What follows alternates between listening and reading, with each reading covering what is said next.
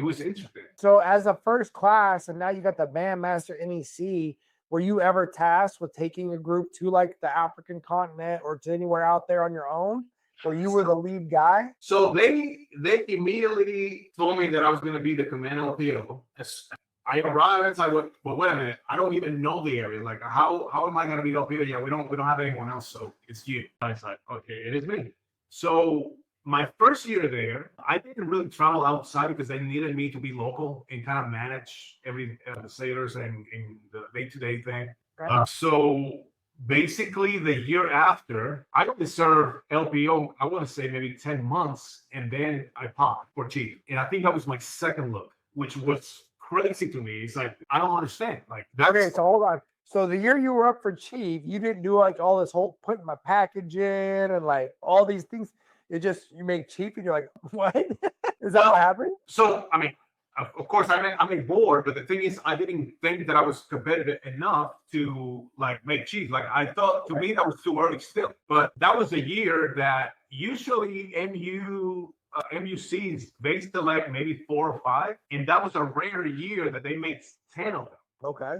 So I'd always think that I was the last one to get through because I was like, man, there's no way that I was like up there with all these people, you know. But yeah, I ended up being selected, and then at this point, I was still submitting LDO packages.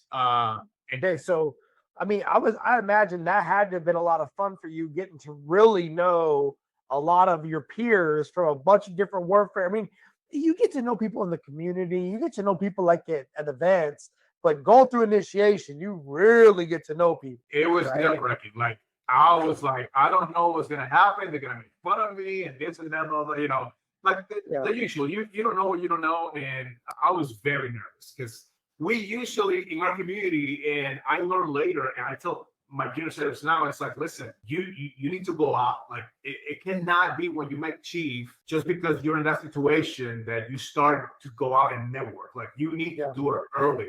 So that was the thing that I didn't have, that I was never outside of my community until initiation.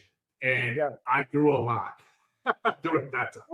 And that happens to a lot of us, man. I was talking to somebody the other day, you know, up until I made chief, I was an engineer, right? And I just focused on engineering. You know, when I made chief, they really made me learn the rest of the ship, right? Because I as a junior sailor, I could just be engineering.